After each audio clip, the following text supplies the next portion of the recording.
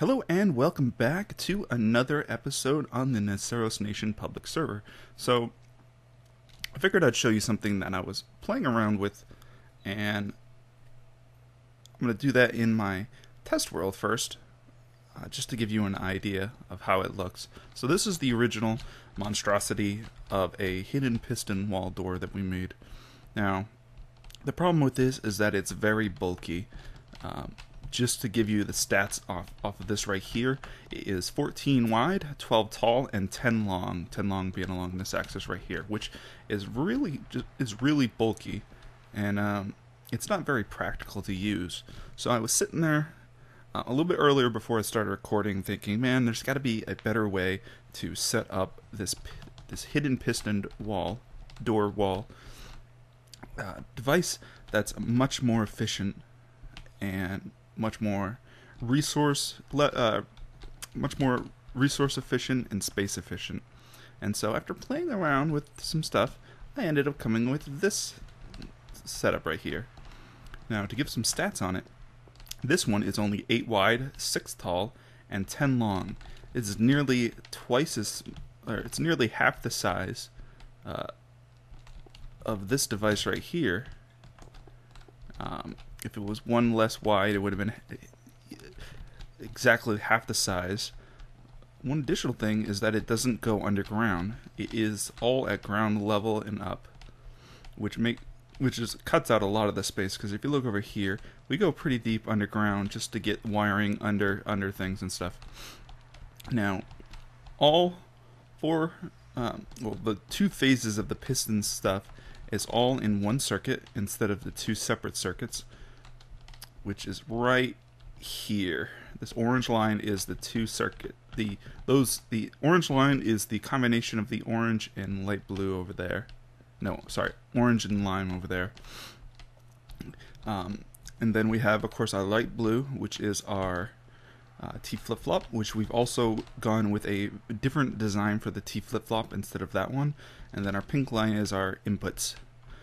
So one thing that made this a lot thinner is a setup like this, which powers all 4 of these pistons at the same time.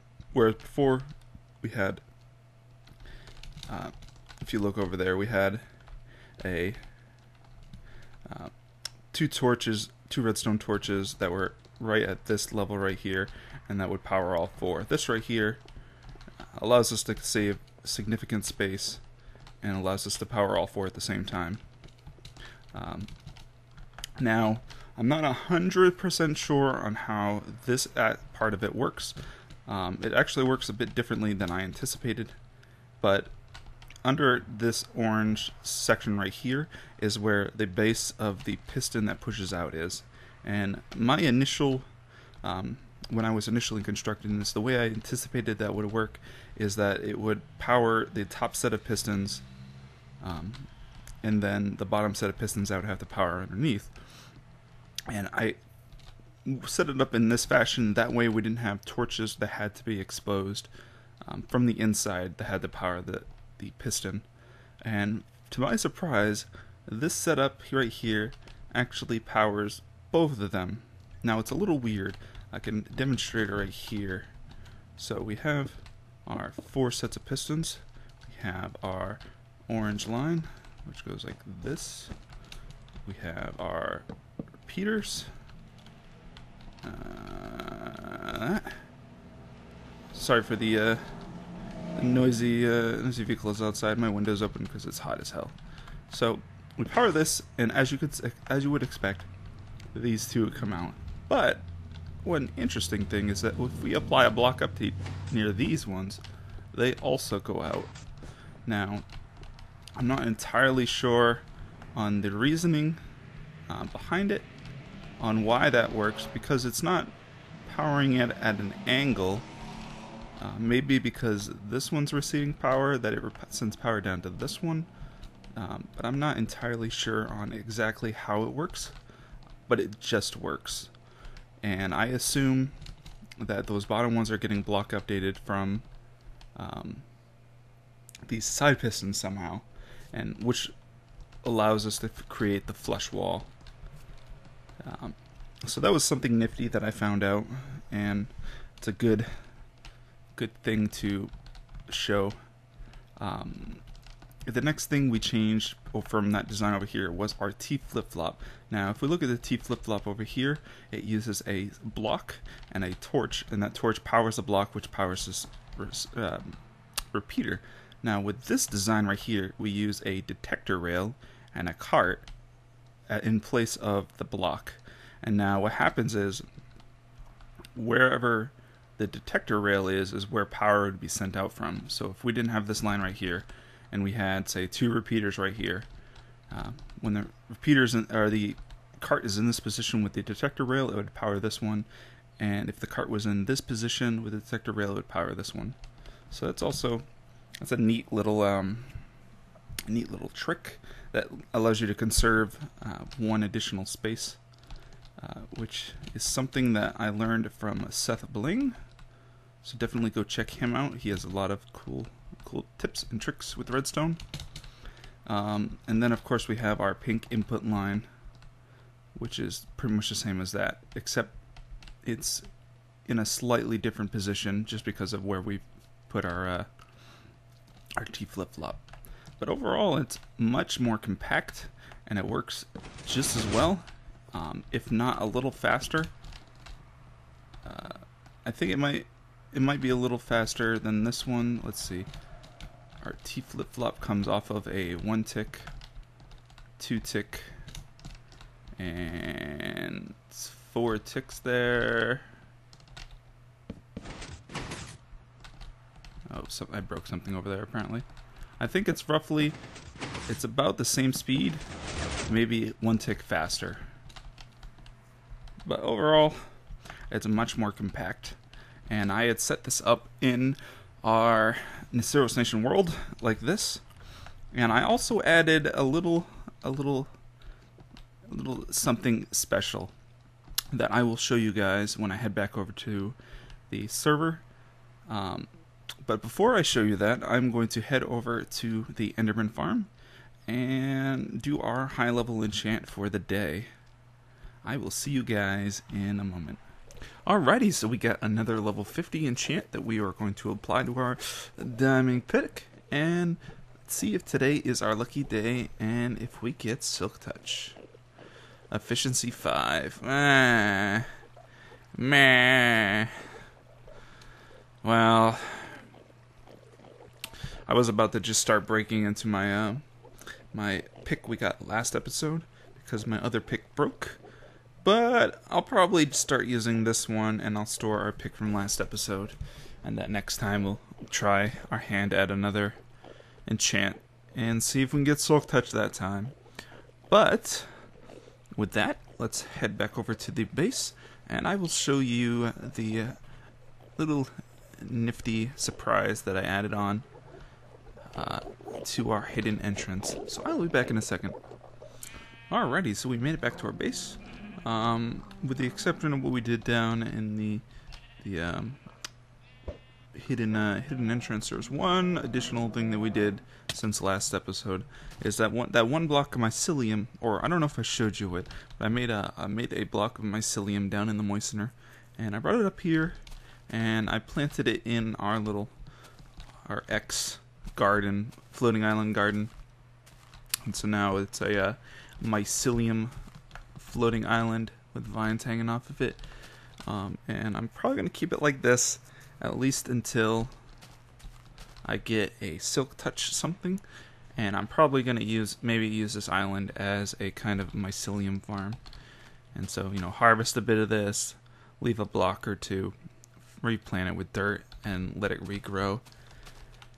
But I think that's the plan with that. So let's head down towards our secret entrance. There's a lot of stuff that I'm gonna have to harvest at some point, but I've got a lot of resources already. So the main surprise comes with when we open the door. I'm not sure if you heard it, but we'll do it one more time. I think there's a little bit of lag with it. That's right.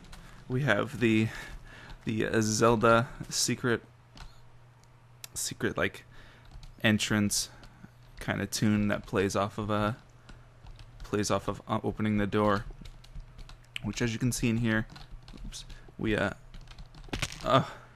damn it, we updated our wiring to reflect the new changes. So we have our detector rail with cart there. We have our power supply that powers the 4 blocks here, and then we have power over here, powers these 4. So we updated this with the new configuration, and it seems to be working fine. We also added this note block scheme down here, and I know I could get rid of these pistons these repeaters right here and just put wire connecting to it, but I figured I'd have those in there just as a just because.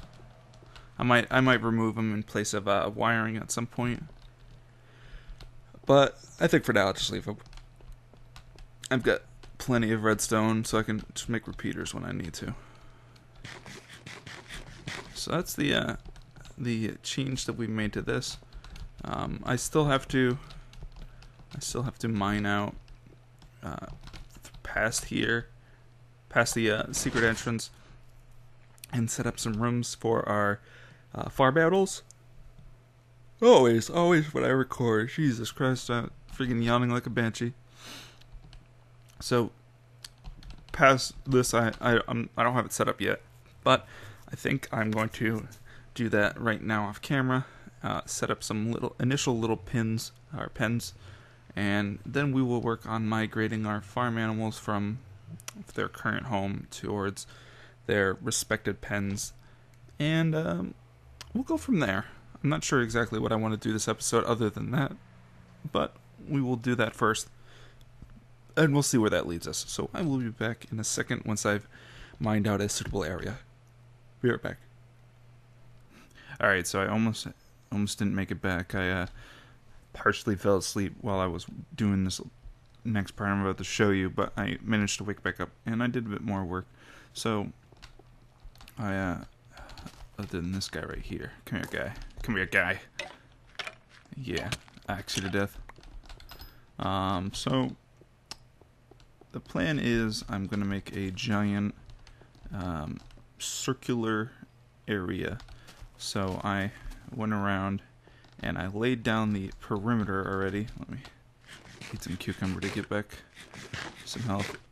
The fruits and veggies, it seems like you can eat them regularly, but they act like cookies, so they only give you like a half a hunger, which is kind of shitty. But I ran into a lot of caves while doing this outer perimeter, but it goes all the way around.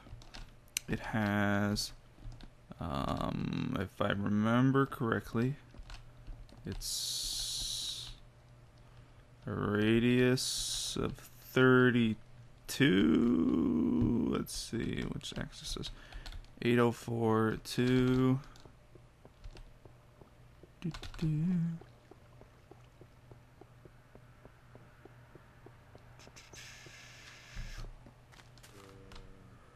804 to, okay, so yeah, I had a radius of 32, so it's a diameter of 64, so it's going to be a 64 wide circle, and I just took a break from mining out because it's a lot of mining, and my pick is getting a beating. I used up my other pick already. That was just the efficiency 5 without anything else, and that thing went down pretty quickly with this kind of project.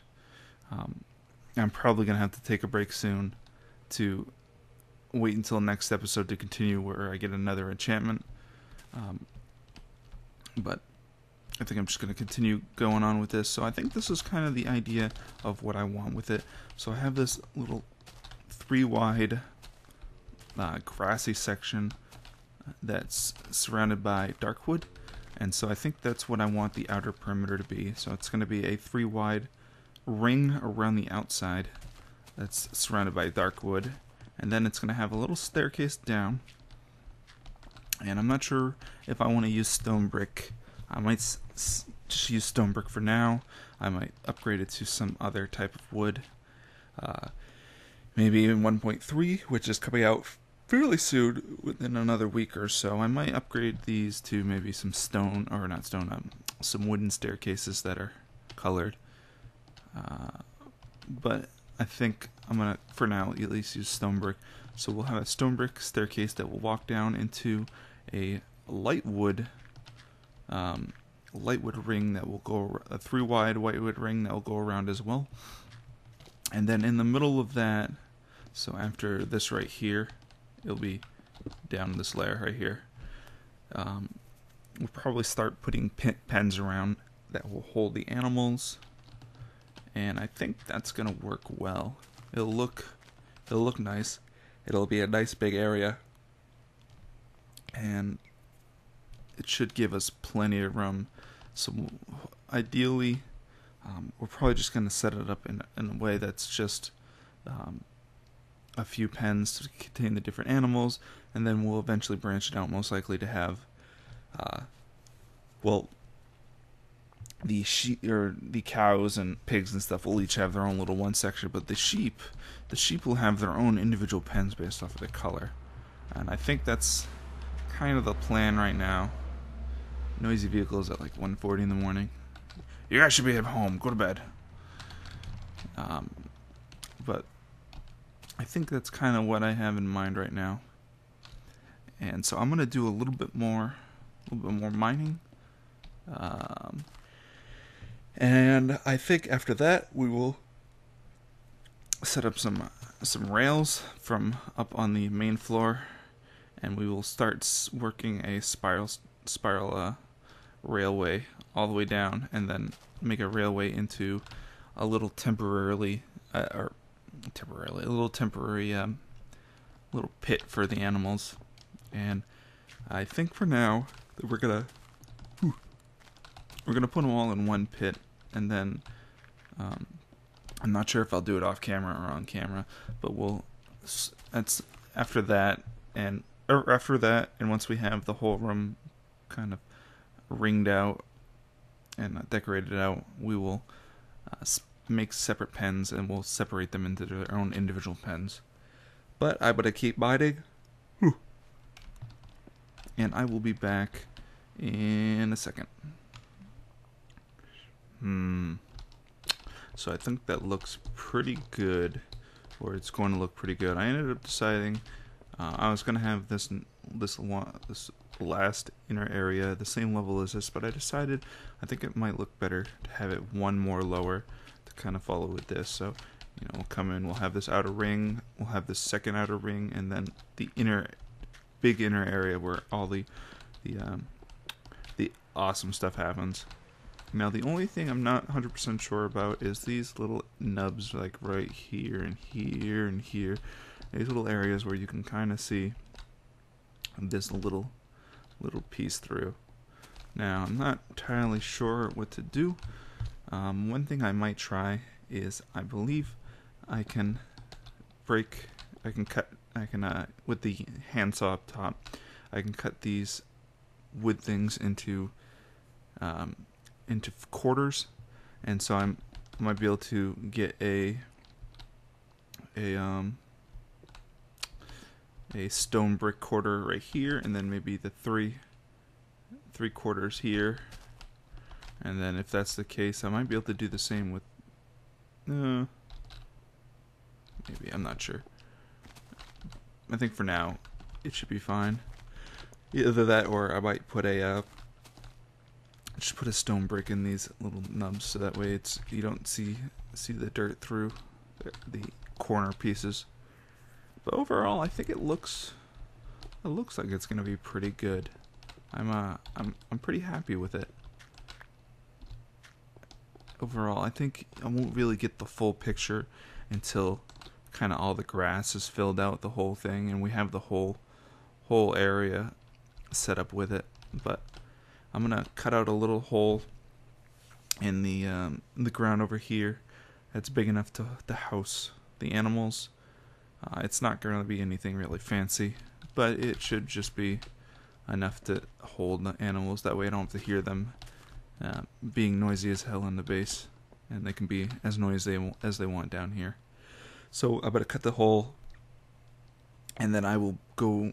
You'll probably, the next time you'll see me, I'll be up there, and I'll be working on constructing a way of transporting the animals down. So I'll be back in a second. Alright, so we're back. We have, I think, the supplies we'll need. We got some trucks, we have a minecart, and some building blocks. So, I'm not sure entirely how we want to set this up. I think I might just set up like a little spiral staircase downwards from here. Now, there's a little bit of lag on the server. I'm not entirely sure what's causing it, but in general the server is lagging a little bit right now, so hopefully that doesn't cause too many problems for us. Okay, so we'll come down like that, and we want to do this and this, and I'm so sorry, Floor. I have to do this. I can replant your leaves. I'm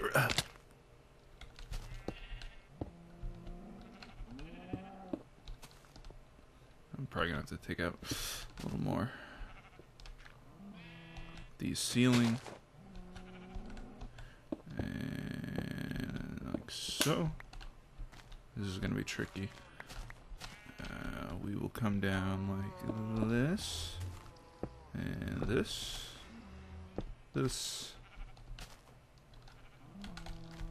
yeah, I think that should do. A little bit more of the floor. Okay, I think that's gonna work. Of course. Okay, there we go. I was gonna say, of course, there's a. We leveled it wrong. Okay, so we should be able to just do this all the way over to here, and then that's where we come into a problem. So we're just gonna take out this floor for now, or at least not the floor, the stairs. We can replace them, and like so, and that will lead all the way over to another broken staircase. And like so. I think then we'll just drop them off into there. Okay. So hopefully, let's see what they're talking about. Well, hopefully that should do the trick. Now I think what the plan is, actually, I don't know. I might make a few more carts. Make things a little easier. Let's do this for now. We'll try. We'll give this a run with one cart. We're also gonna block off this area right here. That way, if we have some type of accident, the animals aren't getting out. Okay. So we just need to get one animal into the cart. Someone get in there. Get in the cart. Like that. Okay. Now we will get out of the way. Goddamn pigs. So sheep should have gone all the way down. All the way. Of course there's a spider in there. There's a spider. I ain't afraid of you. Perfect. Looks like all's well. And then we took this little trapdoor trick from Zisto. I seen him use it in his animal pens, and it seems like an efficient way to, or at least an easy way to get in and out of the pen without having to worry too much about the animals. So let's that. Get ourselves another animal. I think that's gonna work well. So what we're gonna do next is we are going to just make a few more cards to make things a bit easier. I'll make three more cards. And we'll go with that. Yeah. Yeah, that's gonna do. I like it. So we'll get all 4 cards, go down, recollect them. Oh, you bastard. Pig! Oh, goddamn. Pig, where you going? You were going the wrong way. That way. That way. That didn't work well. I need some wheat. Yeah, that should be the trick. Yeah, piggy. Oh, good pig. Go down. So we got cart number 4. Pig. Wheat.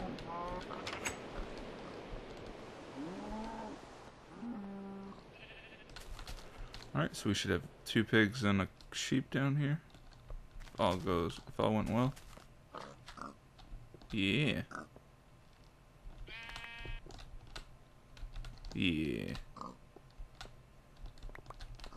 Perfect. Oh, wait. We got 3 pigs down here. I guess... I swear only 2 pigs went down here. Oh well. It's one less animal I have to bring.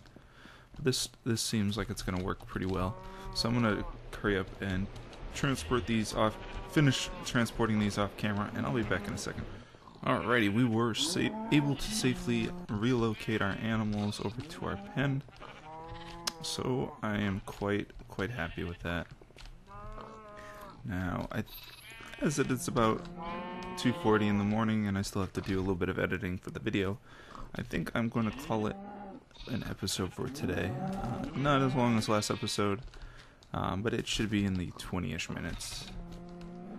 But I did accomplish what I wanted to. Actually, I got done more than I anticipated. I got the optimize, or yeah, pretty much optimized our hidden door to be more efficient in size. It got a nice, awesome sound playing with it. We set up the basic outline of the whole area that we want, as well as a nice little pattern that we're gonna be going for. What is this? It's a river. Ooh, it's gonna be interesting. We're encountering multiple different biomes within so the grass is gonna be different shades. We'll go with that. It should be fine. But I think with that, we will call it an episode. Thanks for watching as always, and I will catch you guys next time.